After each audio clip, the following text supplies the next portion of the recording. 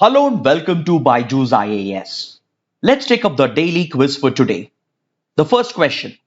Consider the following statements with regard to the India-Myanmar border. Nagaland shares the longest border with Myanmar.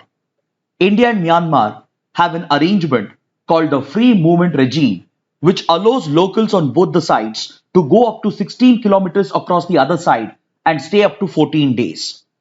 BSF, or the Border Security Force, is the border guarding force along this porous, unfenced border known for its tough terrain and border crimes. Amongst the given statements, the first and the third statements are incorrect, so option B is the right answer. See, India shares a 1,643-kilometer border with Myanmar, and this long border is known for its tough terrain due to dense forests, mountainous regions, and remote areas. Then the India-Myanmar border remains unfenced, thus making it a highly porous border where all forms of border crimes are prevalent, including drug trafficking, arms trafficking, and as well as the infiltration of insurgents across the border.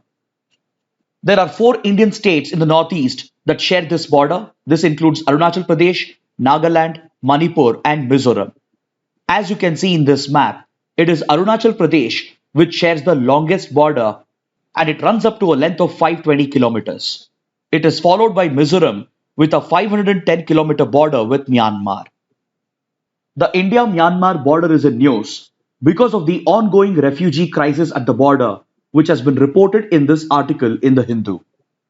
Following the military coup in Myanmar, demonstrators have taken to the streets, and Myanmar security forces have responded with force, thereby resulting in large-scale violence in the country.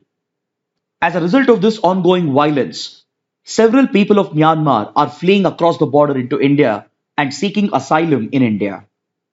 Particularly in the Chin state of Myanmar, the native ethnic group, that is the Chins, they are closely related to the Mizos in Mizoram and as well as to the Kukis in Manipur. So they share a close cultural and familial relationship with the Chin community, and the state government of Mizoram in particular has been taking in refugees. And till date, around 300 Myanmarese nationals, including policemen, have crossed over into India to seek refuge. But the central government has taken a stand against this, and the Ministry of Home Affairs has written letters to these state governments stating that they have no powers to grant refugee status to any foreigner, and India is not a signatory to the Refugee Convention of 1951 and to the 1967 Protocol. So the centre has directed the Assam Rifles, which is the designated border guarding force for the India-Myanmar border, to step up its surveillance and patrolling and seal all the border points in order to prevent the further entry of any refugees from Myanmar. But however, the closure of the border since last year due to the pandemic has disrupted the free movement regime between India and Myanmar, and it has directly contributed to increasing trafficking incidents and border crimes along the India-Myanmar border. Because under the free movement regime, India and Myanmar, they were allowing the local villages to travel around 16 kilometers into their territory and stay for 14 days without a regular visa, with the objective of promoting the cultural ties and as well as local trade at the border areas. But this free movement regime has been suspended since the breakout of the pandemic, and it is being continued as the humanitarian crisis along the border has escalated. So as a result, the livelihood of the local people has been disrupted, and many of them have taken up smuggling, thereby resulting in a direct increase in cross-border crimes. Now let's take up the second question. In India, where can one come across the threatened red sanders trees? Eastern Ghats, Western Ghats, Northeastern Hills, or Central India? The correct answer is option A. They can be found in the Eastern Ghats. This question has been asked because we have a related article in The Hindu. According to this article, the Forest Department of Andhra Pradesh is holding a global e-auction of the seized red sander logs, which is considered to be an endangered tree species. See, the red sanders, or also known as the red sandalwood, is endemic and native to the Eastern Ghats of Andhra Pradesh and Telangana. Do not confuse this with the sandalwood tree, which is an aromatic tree that is native to the Western Ghats of Karnataka. The red sanders, on the other hand, is not aromatic but it is known for its rich red color and it finds a lot of application in the furniture industry. The trees are widely used for their timber wood and they are overexploited and even smuggled, and smugglers are known to illegally export them to several foreign markets where there is a lot of demand for the red sanders. So due to its overexploitation, the IUCN had listed the red sanders as endangered, but in 2018, it has downgraded the conservation status of red sanders to near threatened, as there isn't sufficient data to quantify the loss that is taking place due to overexploitation. But however, it is also listed under Appendix 2 of the CITES Convention, which regulates the export of this product, and hence the exporters and importers require a license certificate to carry out international trade of this threatened species. Now let's look at the third question. Which of the following statements are correct? Whitsun Reef, recently seen in news, is located in the South China Sea. It is a part of the ongoing maritime dispute over the Paracel group of islands. Amongst the given statements, the second statement is incorrect, so option A is the right answer.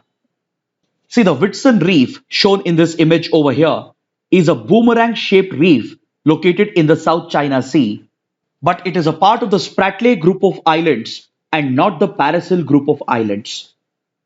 The Whitsun Reef is in news because according to this article, Philippines has accused China of carrying out an incursion into its maritime territory.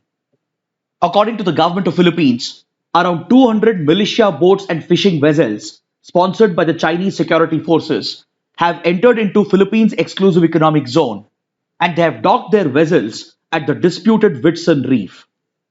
This is a part of the ongoing maritime dispute in the South China Sea involving China and several Southeast Asian countries. In the South China Sea, there are multiple maritime disputes that exist, primarily because of China's expansionist behavior. And these disputes exist over the Paracel group of islands, the Spratly group of islands, as well as over the Scarborough Shoal. And the Whitsun Reef is one such disputed territory that's a part of the Spratly group of islands.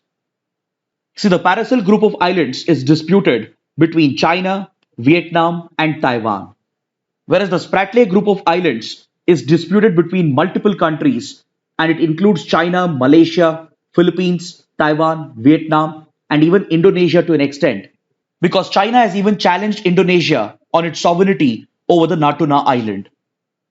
In the Spratly group of islands, there are multiple islands that are claimed by different countries, and China in particular has been very aggressive over its claims. At the Mischief Reef, for example, China has started reclaiming the island, and reportedly it has even built a runway over the Mischief Reef. Similar military-grade construction has been carried out by China over the Subi Reef as well. Then over the Scarborough Shoal dispute, Philippines had dragged China to the Permanent Court of Arbitration in 2016, and the PCA had ruled in favor of Philippines.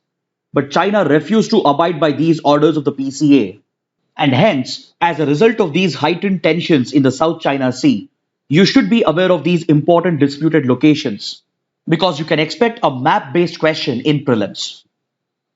Now let's look at the fourth question. The Muria tribe are native to which state? Karnataka, Meghalaya, Odisha, Chhattisgarh. The correct answer is option D, Chhattisgarh. The Muria tribe can be found in the Bastar and Sukma district, which are hit by Naxalism, and they are native to this part of Chhattisgarh. The Muria tribe is in news because it finds a mention in this article in the Hindu. This article refers to the barter trading system that is still practiced by the Muria tribe, and the tribal women from Chhattisgarh, they collect the forest produce and they travel all the way to local markets in Andhra Pradesh, where they trade their forest produce for other essential items such as rice, iodized salt, etc. One of the most important forest produce that they barter is the mahua flower, which is depicted in this image over here. And this dried flower is edible. And the Muria tribe also makes an alcoholic preparation out of this flower, which is seen as an integral part of their cultural heritage. Now let's take up a question from the 2019 prelims paper. Why is there a great concern about microbeads that are released into the environment? The correct answer amongst the given options is option A. They are considered to be harmful to the marine ecosystems. See, microbeads are basically small plastic beads that are used as an exfoliating agent in cosmetic and personal care products such as face wash, toothpaste, body scrubs, etc. And as a result, these plastic beads or microbeads, they enter the water stream and they eventually reach the seas and the oceans, where they break up into microplastics and eventually enter the marine food chain. Now for the fact of the day discussion, let's look at this press release from the Ministry of Road Transport and Highways. The Road Transport and Highway Ministry has received a cybersecurity alert from CERT-IN regarding a possible targeted intrusion against India's road infrastructure, as it is a part of the country's critical information infrastructure. So in this context, let's have a discussion on CERT-IN or Computer Emergency Response Team India. See, this institution was established in 2004 and it functions under the Ministry of Electronics and Information Technology. This has been designated as the nodal agency to deal with all cybersecurity related incidents and to defend the Indian cyberspace from any kind of cyber attacks. So the main function of CERT-IN is to provide for early security warning, raise security alerts, and notify all the concerned stakeholders, and also to provide for effective incident response in order to fight back against these attacks and defend the Indian cyberspace. CERT-IN also maintains a national watch and alert system that functions 24/7 and constantly scans the cyberspace for all emerging cybersecurity threats. Under the IT Act of 2008, CERT-IN has been designated as the nodal agency for performing all these cybersecurity related functions. It has been mandated to collect, analyze, and disseminate all information on cybersecurity incidents. It is also responsible for forecasting and for providing early warning alerts with regard to cybersecurity incidents. It has the key responsibility for incident response and for initiating emergency measures for handling any cybersecurity threats. It also has the mandate to coordinate with other stakeholders with regard to cybersecurity threats. And recently, the National Cyber Coordination Center has been set up under CERT-IN as recommended by the National Cybersecurity Policy of 2013. This coordination center under CERT-IN brings together all the stakeholders with regard to cybersecurity and provides for effective coordination amongst government agencies and the private sector. CERT-IN is also responsible for issuing guidelines, advisories, and for coming out with white papers that recommend the best cybersecurity practices and procedures, which needs to be adopted not just by the government institutions and the critical infrastructure sector, but also by the private sector and by the common public. So in this regard, CERT-IN is also involved in promoting greater public awareness, and it also engages closely with the media to report such cybersecurity incidents. So with this, let's conclude our discussion for today. Thanks for watching.